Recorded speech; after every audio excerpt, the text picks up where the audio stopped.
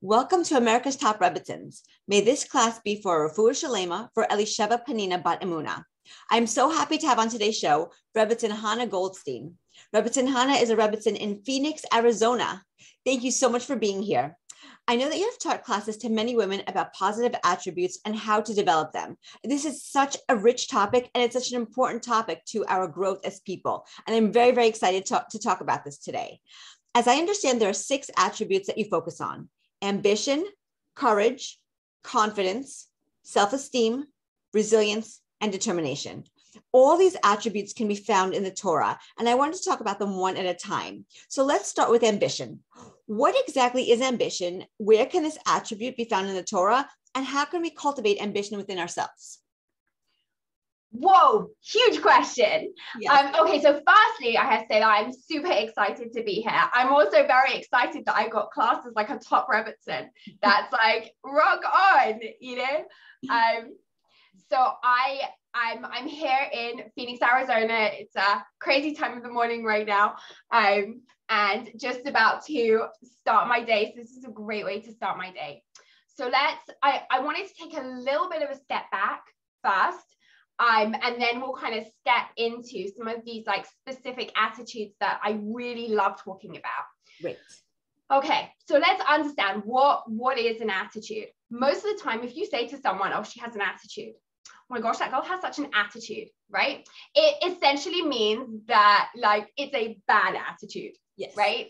Whereas really having an attitude doesn't necessarily mean that. There are plenty of phenomenal and incredible attitudes that we can have and express and use in this world. And so those are really the things that we're going to focus on today. And we're going to look at a few of the different species of attitudes that I have, that I like to kind of look at and apply in my own life. Attitudes play out in a certain way, though. Having an attitude is not having a feeling about something. That's different, okay? I can be happy, sad, confident. Sometimes it's called a feeling, right? It's sometimes we express this, I feel confident. I'm not talking about that. What I want to focus on is input, output, and this thing that happens in the middle. So imagine like your world is almost like a factory, you know? The trucks drive up with the raw materials, they get unloaded, and then they get put into this really cool machine. When I was a kid, there was this really cute little kids TV show where there was like this crazy machine, and every little person in the TV show had like jobs to do with the machine. There was someone who pressed the buttons and someone who turned the knobs, and you know. So I want you to imagine this incredible crazy machine. Okay, that is your attitude machine. So your raw materials come in, and then it gets processed by your attitude machine, and then you have the outputs.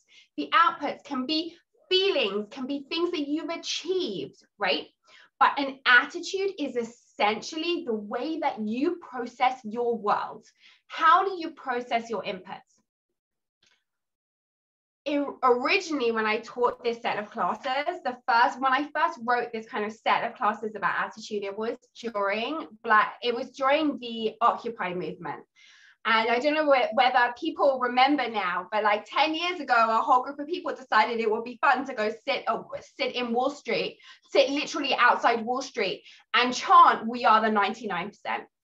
And as much as I hear their sentiments, most of them were not the 99%.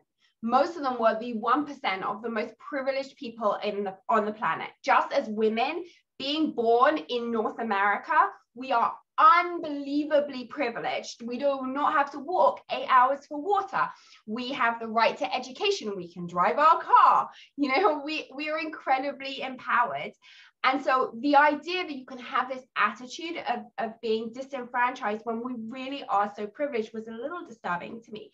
So a lot of this class came out of looking at people whose inputs, whose raw materials are representative of abject poverty or real oppression, of circumstances which we as women in North America can't even imagine looking at those women and looking at the attitudes that they have to life, the resilience, the determination, the confidence that they approach things, and seeing these incredible outputs. And a great example came up recently on one of the news websites. And we all know what's happening in Afghanistan right now, particularly to women. And it was a story about a group of women who started a school, a high school. They started a high school, big deal, huge deal, right? The idea that they had the confidence, resilience, determination, attitude, ambition to do that in their circumstances shows that with the horrific raw materials, which is really the only way that you can describe Afghanistan right now, horrific raw materials, this attitude machine can create incredible things. Okay, so that was like the pre-answer to your question. Okay, that's a pre-answer. Perfect. Now I'm going to give you the answer. I'm also, by the way, my day job and the way that I earn my money now is being a lawyer. So we like to, we like to give you more than your money's worth. It's like, I'll give you an answer and I'll give you an answer. Okay, so you asked me about ambition. Is that right? Yeah. Okay. Do you not think that ambition has got like such a bad rap nowadays? It does, yes. It can have a negative connotation. Right. If I were to say, oh my gosh, that girl has got such ambition. Yes. Sometimes there's a little bit of a like, a little bit of like a negativity associated with that. Oh, she's very ambitious. Yes. Right? If you were to see that on a shidduch resume, on like a dating resume, on like a dating website, and it were to say, Chana Goldstein is very ambitious, there are enough guys who would be like, oh, red flag, In fact, there was an incredible study done where they took a case study, a business case study, and they had the business case study was the same set of facts. It was about a CEO leading their business, right? And they split the class in half. To half the class, the CEO was a male, and to half the class, the CEO was female. And they asked the class to rate, to apply attributes and to rate the performance of the CEO. The CEO was deemed to do exactly the same things. The CEO hired some people, fired some people, managed their business, right? Mm-hmm.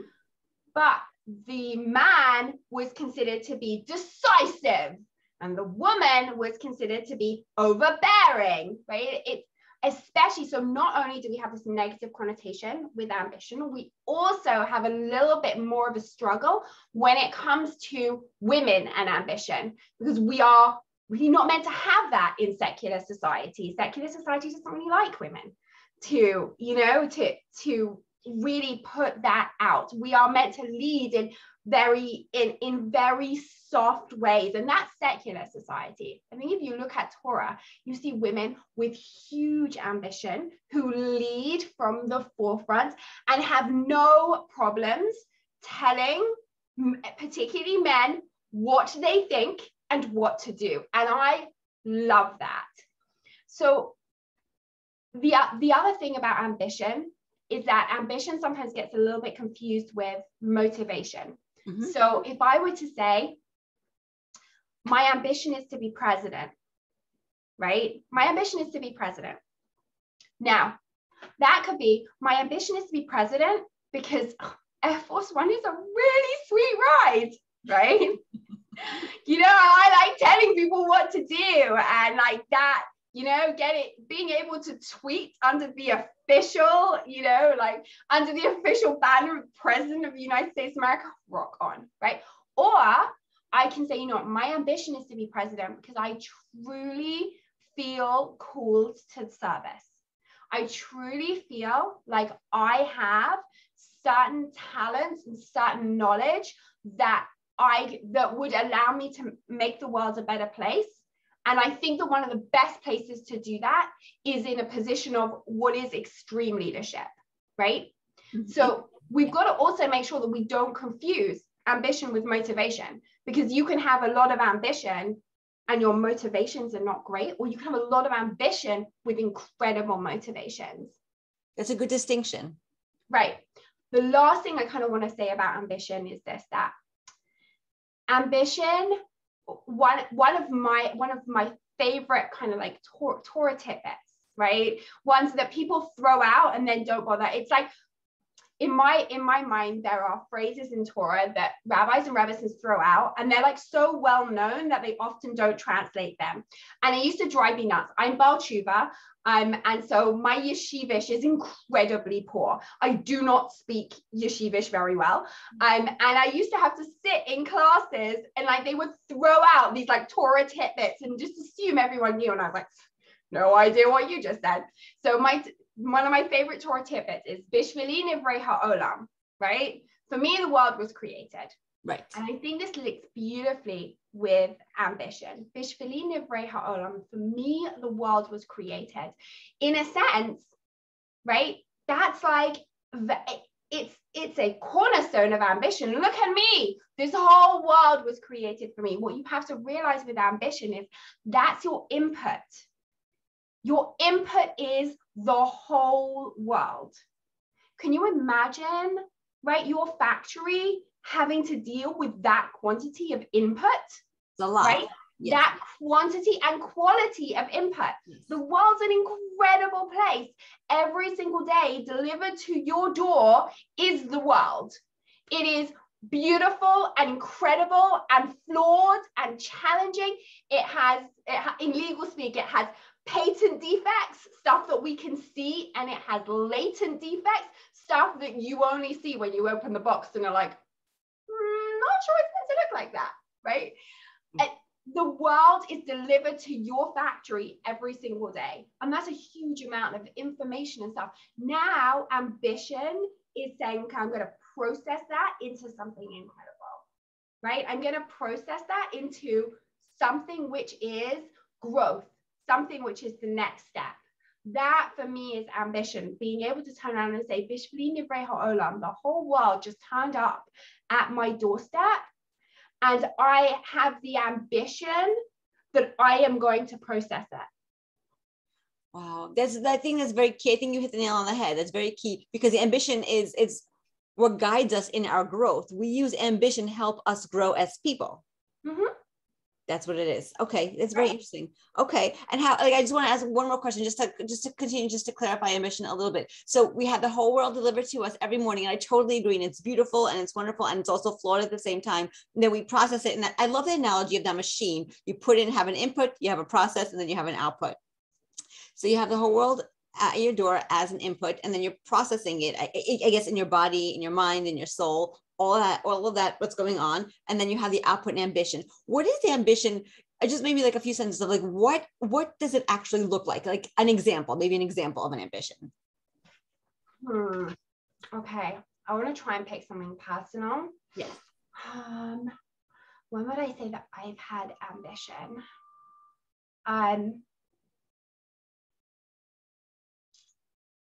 So I got my start, like, in terms of who I am as a Rebbetzin, like I'm a Rebbetzin mostly because my husband is a rabbi.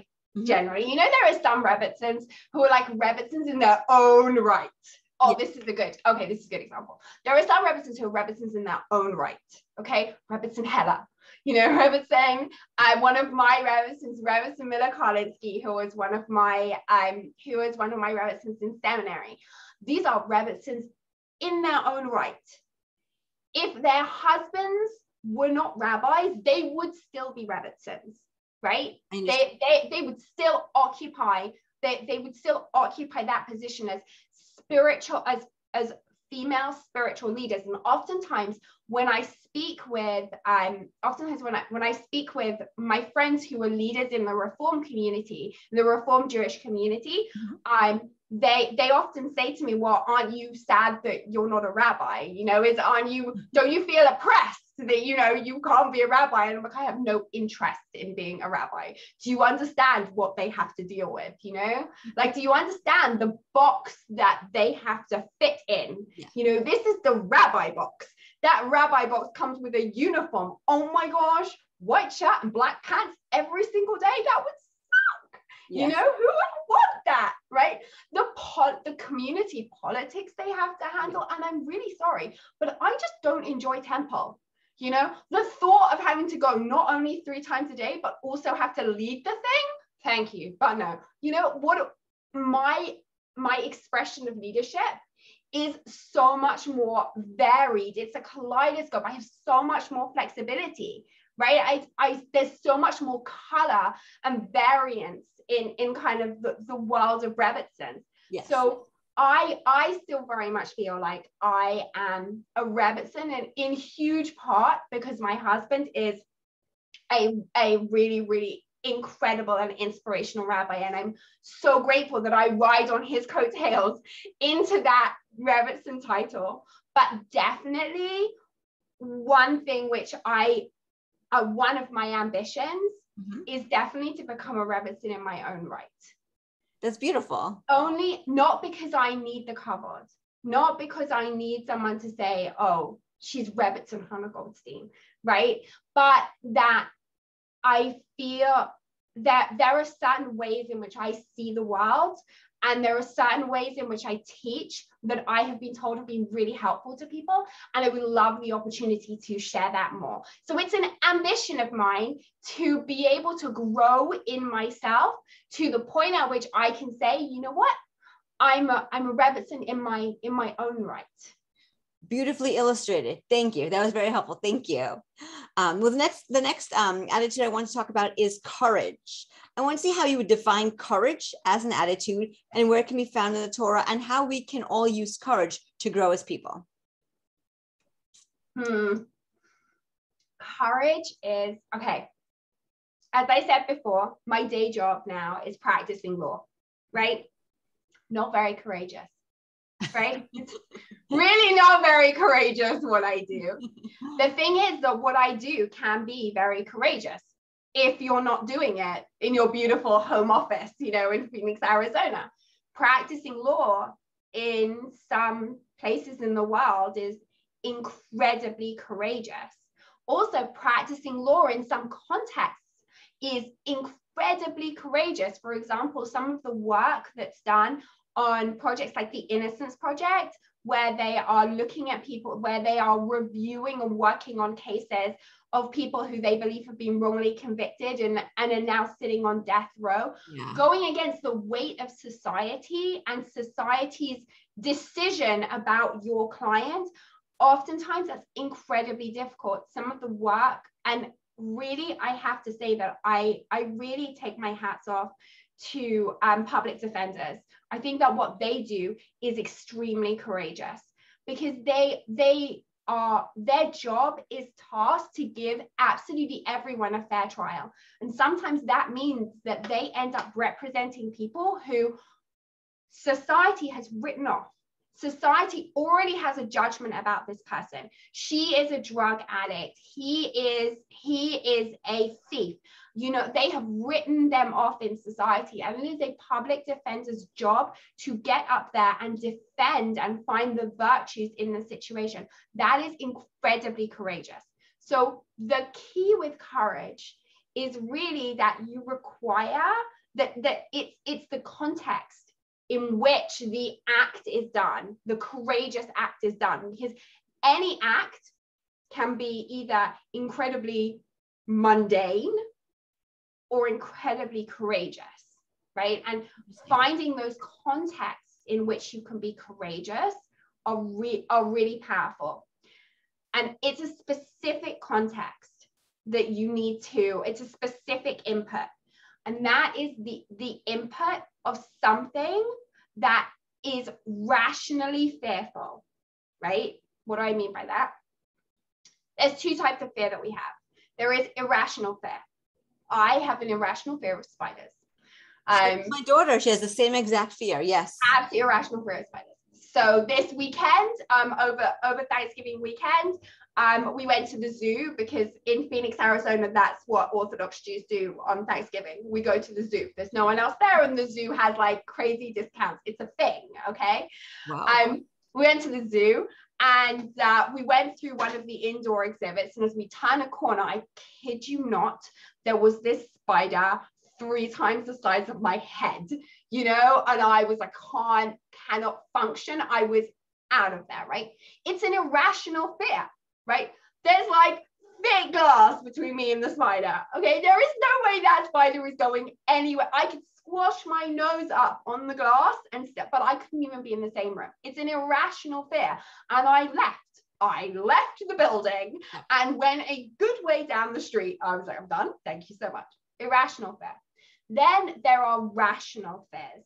Rational fears are, this thing could actually happen, right?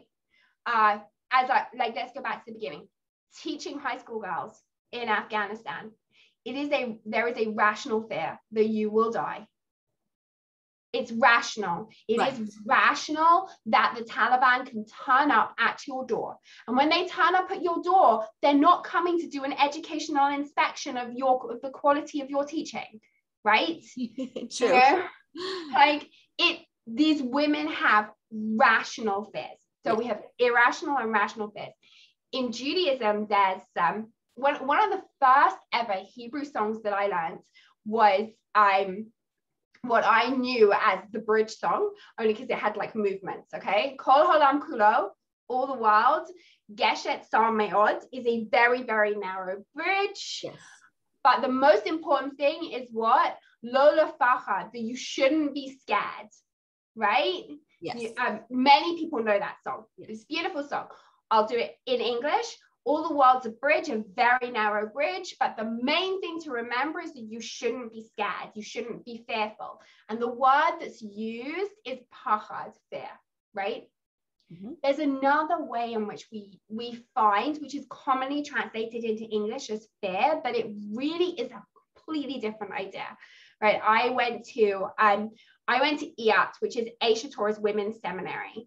And people always think it's a strange name, and Rebbetzin Weinberg picked it because it is the first letters of her favorite pasuk. Isha Yiras Hashem hi titalel. She who fears Hashem should be praised. Isha Yiras Hashem, she who fears Hashem hi titalel, she should be praised, right? Mm-hmm. Where's the pachad? It doesn't say Isha pachad, like it doesn't say the woman who pachad Hashem. It says the woman who fears Hashem, and the word used there is yira. And those are the two different things. Pachad is an irrational fear. Pachad is something that holds you back, that stops you moving forward. It's debilitating. Yira is courage. It is fear that is motivating you forward. It is that we fear Hashem, and it's yira. It's an understanding of awesomeness of your circumstances, and it motivates you forward to make the world a better place, to make sure that the world ends up reflecting its true beauty. So courage, in my mind, is this idea of kind of an expression of yira. I see my world, I see all of my inputs, and I'm going to be courageous in the face of rational fears. And I know a lot of people would say, you know, well, therefore courage doesn't apply to me. I don't live in Yemen. You know, I live in New York. You know, New York isn't that scary. Although, by the way, in Phoenix, we totally think that your world is scary. You know, like we look at the crime rates and we're like, oh, you know. It can be. Right. You know, but we generally live in an incredibly safe world here. And here, courage often looks a little different. So, for example, courage is standing up for something when the weight of society is going against you.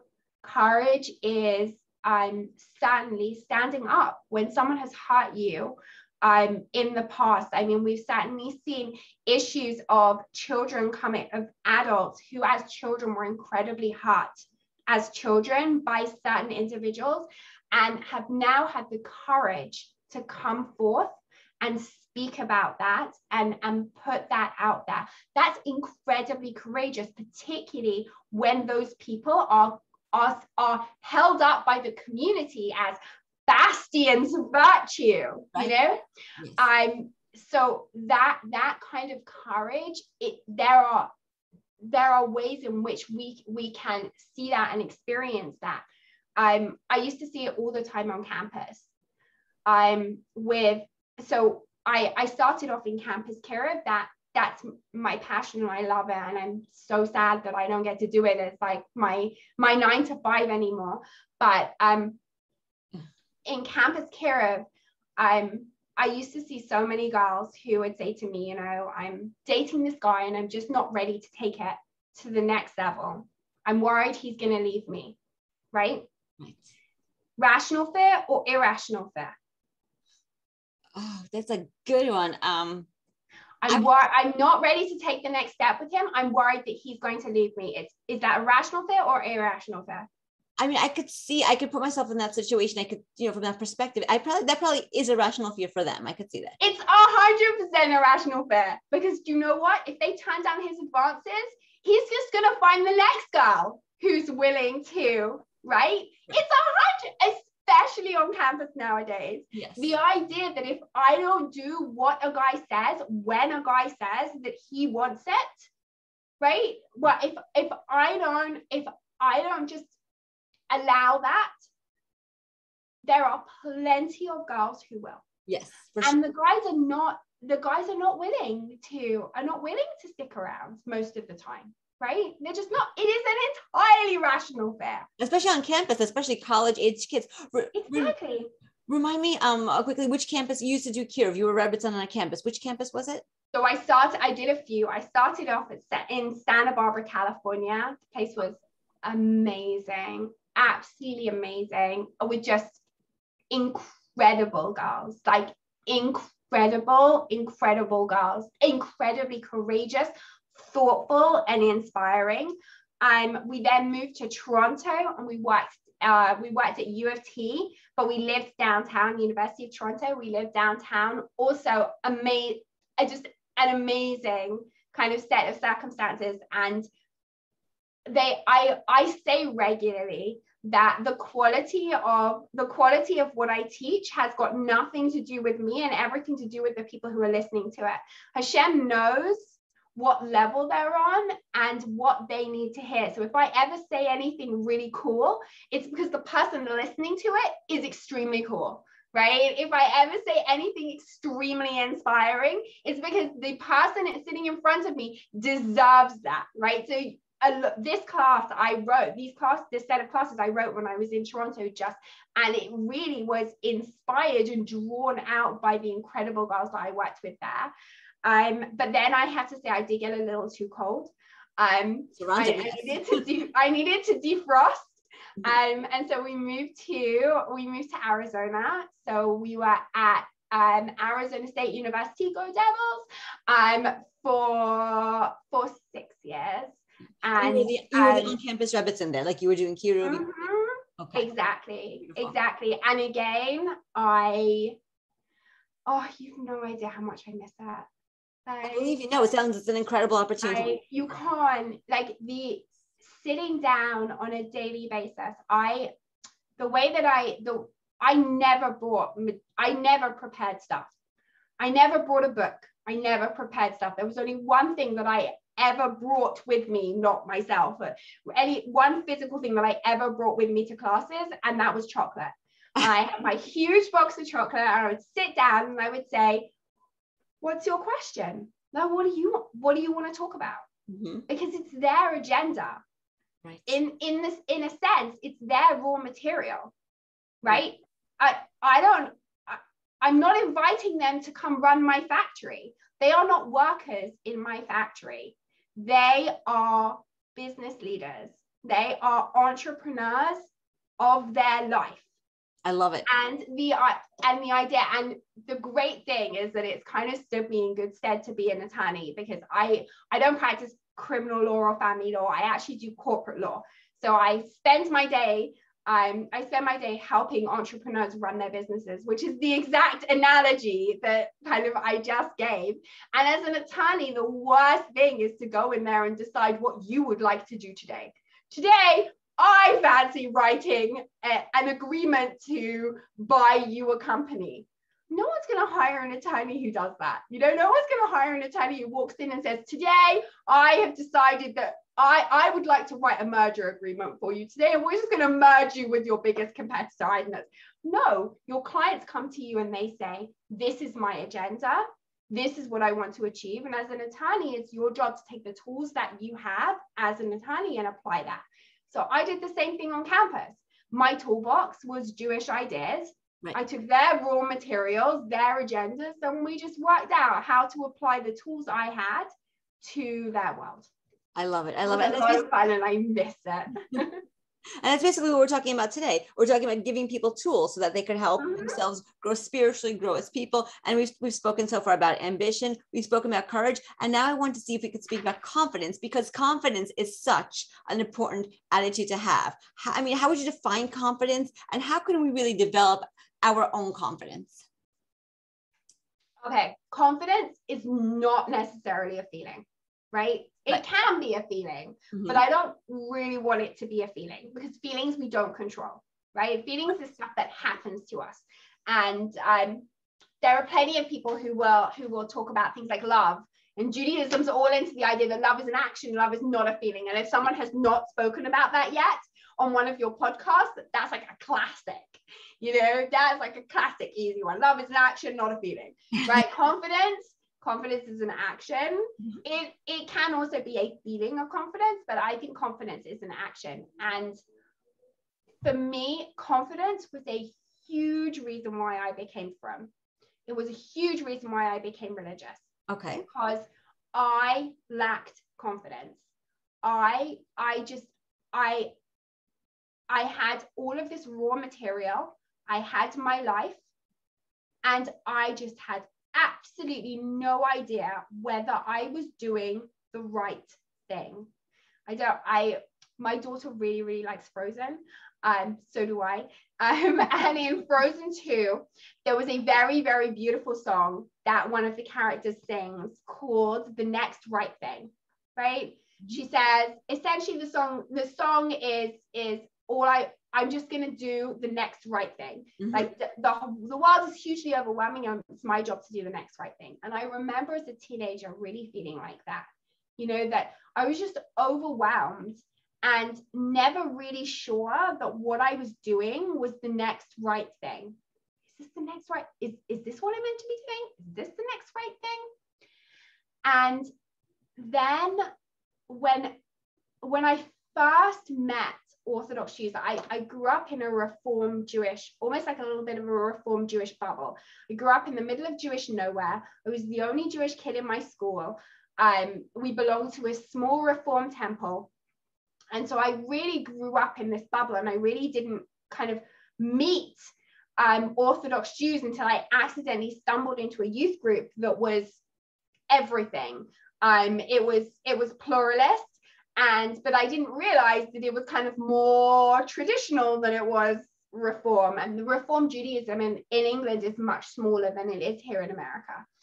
And so that's when I first met the first Orthodox Jews, especially Orthodox Jewish peers, people who were my age. Yeah. And they seemed to know what the next right thing was. I was like, how do you know that that's the next right thing? How do you know that? And so what I realized is that they have Torah. They have Torah. And Torah, by the way, is Torah's Chaim, right? Torah's Chaim. And when you translate that out, translates out as instructions for living. Right. That's how you know what the next right thing is. It's instructions for living, right? You follow the instructions, right? As long as you're following the instructions, that's the next right thing. And I was like, got to get me some of those instructions. Nowadays, I call it the world's greatest IP. Intellectual property is a very fancy way of saying kind of information that's valuable, right?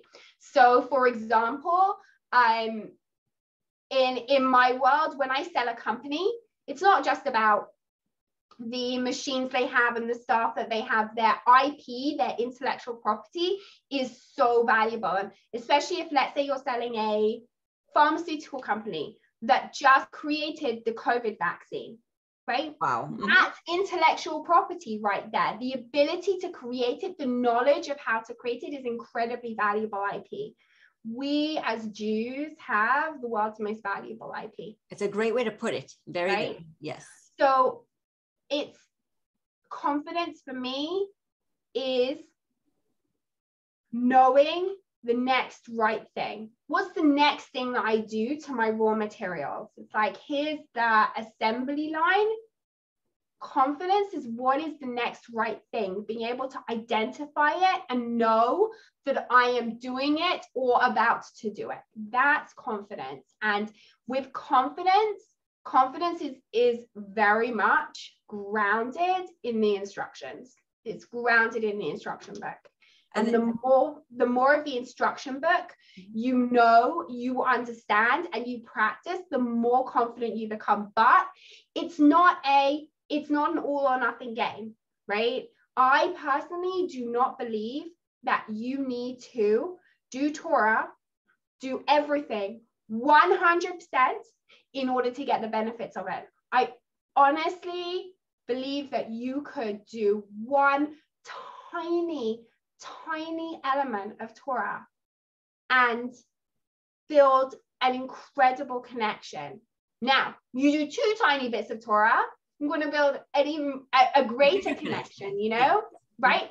But just doing one right thing is fantastic. And so understand confidence can be built from, I learned this one tiny idea, and that I practiced for the rest of my life. And I had confidence that in that one tiny area, I did the next right thing.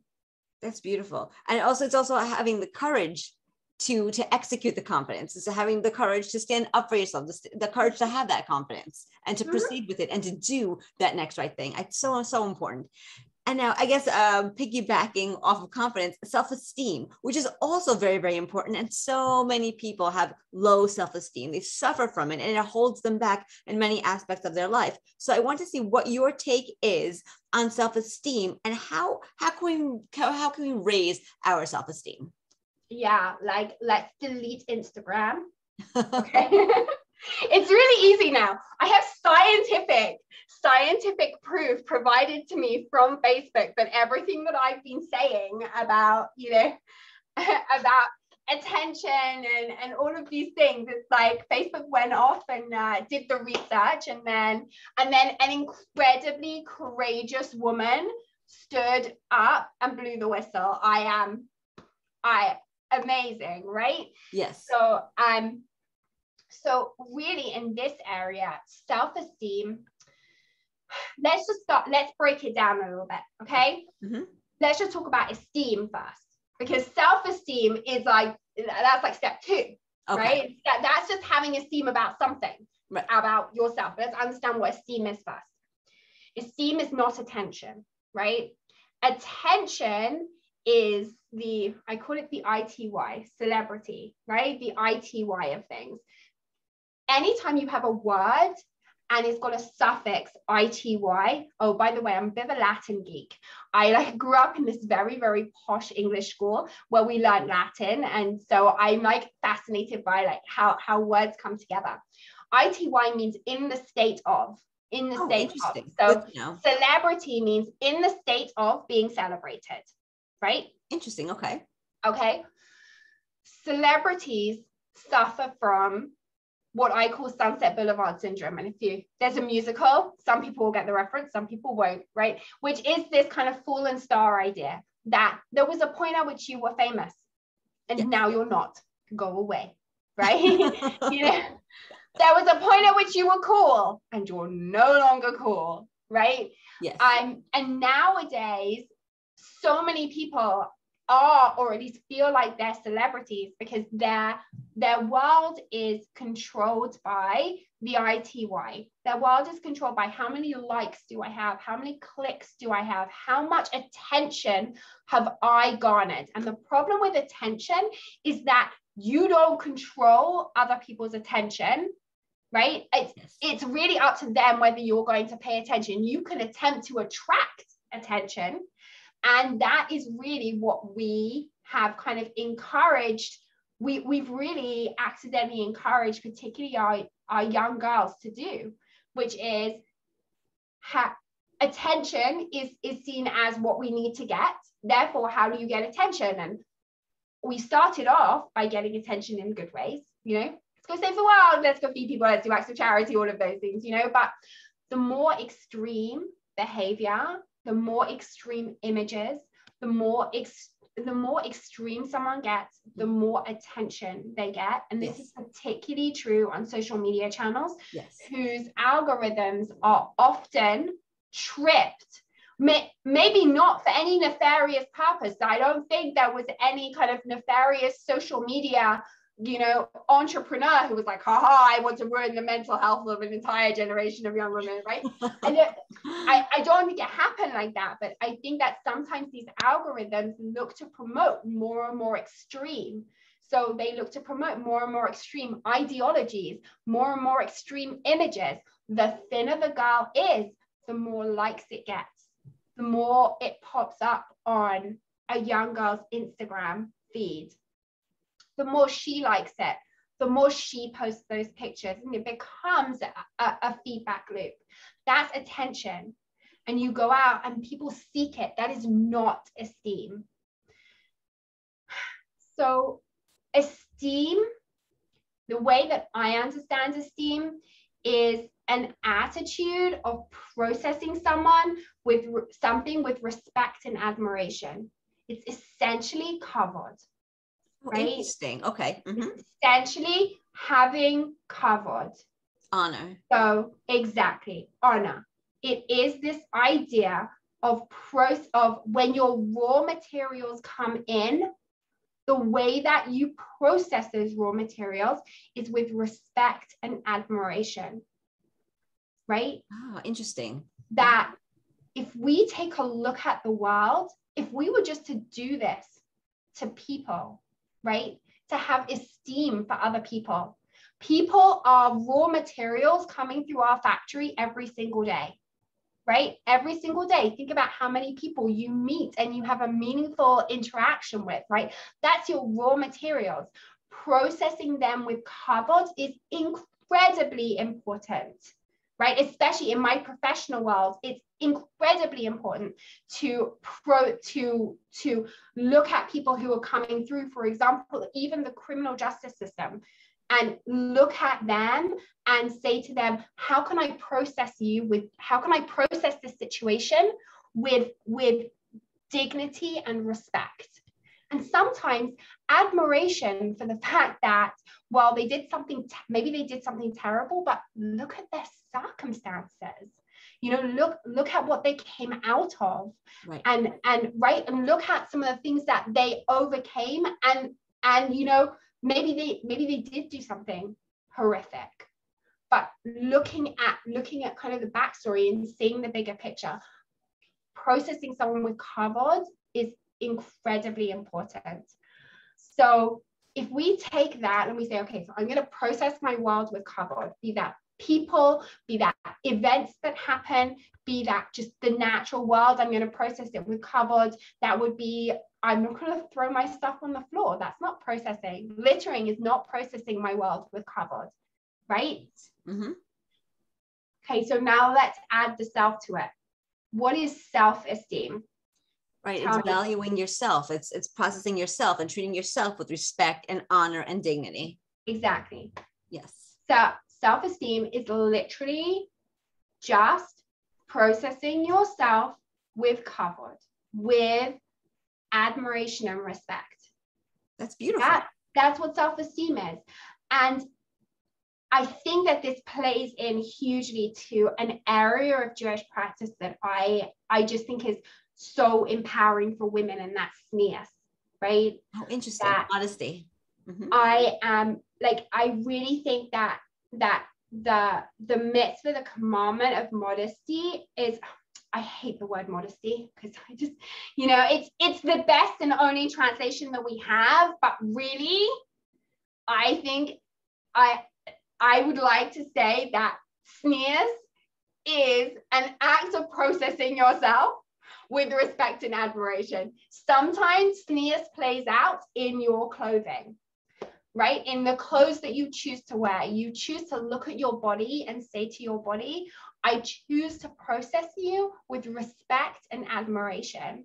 And I choose to emphasize certain parts of my body over certain others. Today, I am speaking with my face rather than various other attributes that I have, right? Okay, because I'm processing my face I'm processing my eyes, my brain. Your face is a huge communicator of information. Yes. It's your face in Hebrew, panim, linked to panemius, which means the inside. Your face is, there are a million rap songs.